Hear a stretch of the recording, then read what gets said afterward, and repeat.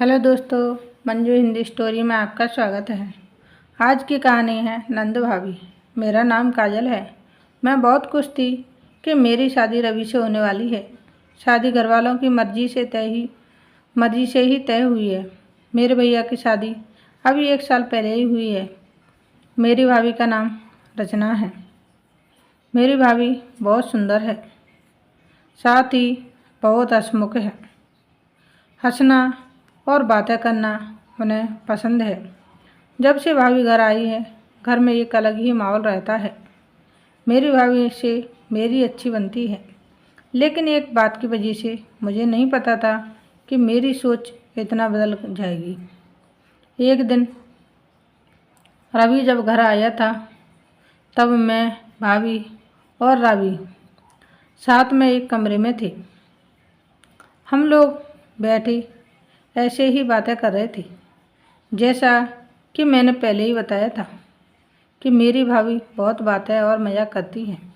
ऐसे ही बातों बातों में उन्होंने रवि से कह दिया कि आपने भी क्या देखकर इसे पसंद कर लिया। आपका दिमाग तो सही है, अभी भी मौका है, आप बच सकते हैं।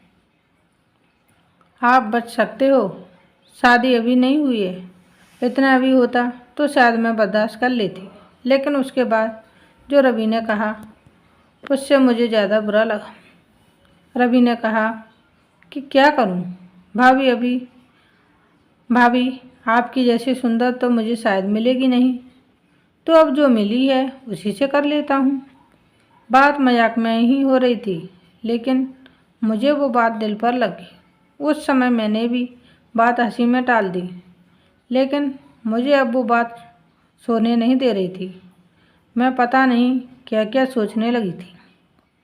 मैं अपने आप को भाभी के साथ कंपेयर करने लगी। मुझे उनसे और उनकी सुंदर होने से जलन होने लगी थी। एक छोटी सी बात मेरे अंदर ये बदलाव ला सकती है, मैंने सोचा नहीं था। मैं उस बात का जवाब देना चाहती थी। मैं कुछ भी सोचने लगी थी। मैं सोच रही थी कि कैसे उन्हें भी मैं रुलाऊं। शादी की तैयारियों के साथ मेरा दिमाग भी कहीं और ही चलने लगा। एक दिन भाभी शॉपिंग करने मम्मी के साथ बाहर गई थी।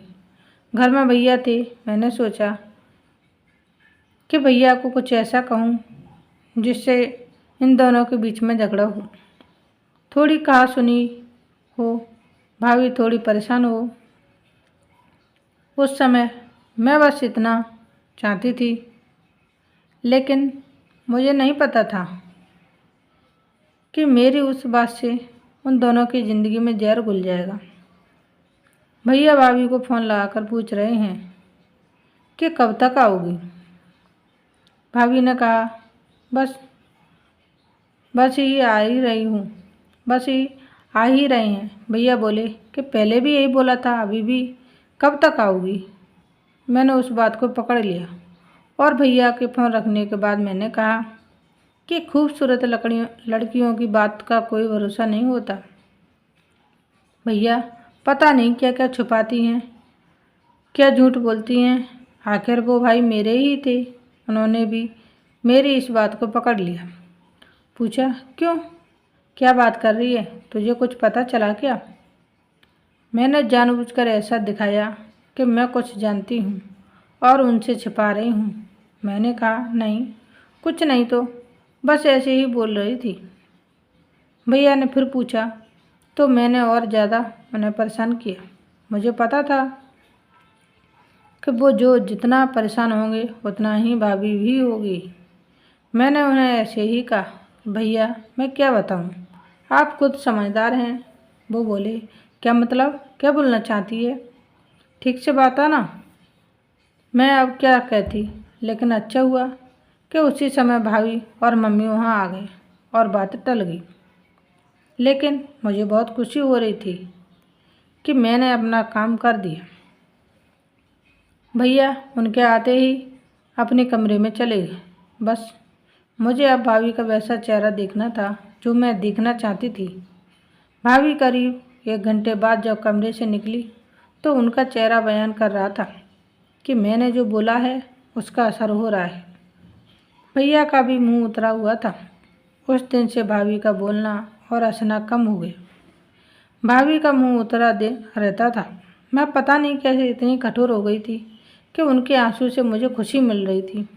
भैया और भाभी में सब कुछ ठीक नहीं है। इस बात का पता अब हमारे परिवार में, घर में सबको पता चल गया था।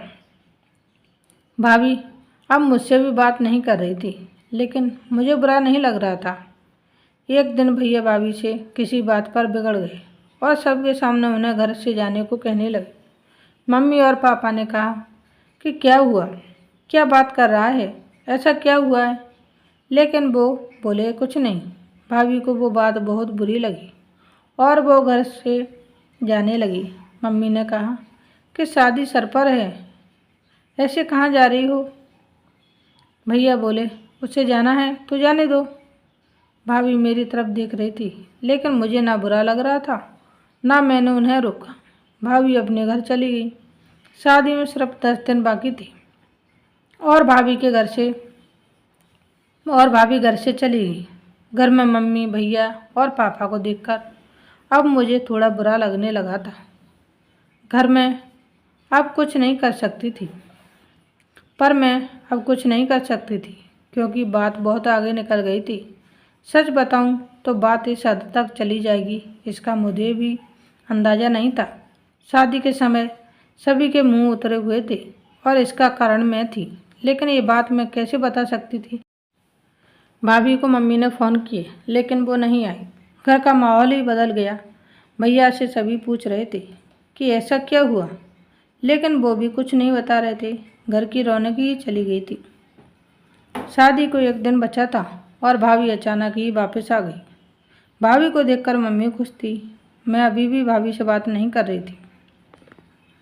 सोच रही थी कि किस मुंह से बात करूं। मेरी वजह से भाभी इतना परेशान जो हुई। भाभी खुद ही मेरे पास आई। मैंने बोला आप आ गई। वो बोली हाँ। मैंने सोचा कि अगर मैं नहीं आती तो तुम्हें तैयार कौन करता।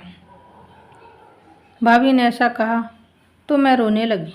भाभी ने कहा कि तुम्हारे भैया की बातों का इतना बुरा नहीं लगा।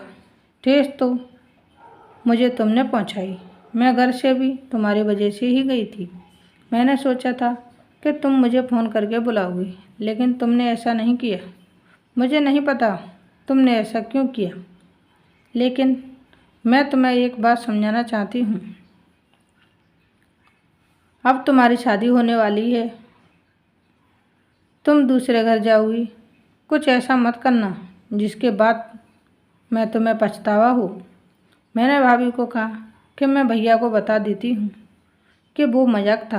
भाभी बोली तुम उनकी चिंता मत करो। उन्हें अगर अपनी पत्नी पर विश्वास नहीं तो ये उनकी गलती है, तुम्हारी नहीं। मैं उनसे निपट लूँगी। शादी का समय है, तुम खुश रहो। भाभी के आते ही घर में रौनक आ गई। इस गलती ने मुझे बहुत कुछ सिखाया। मेरे अंदर की जलन और ईर्ष्या को ख़त्म कर दिया। मेरे अंदर एक डर पैदा कर दिया कि मैं कहीं गलती से भी किसी के साथ गलत ना कर दूं। भाभी मेरी जैसी नहीं है, मुझे पता है। वो भैया को भी संभाल लेंगी।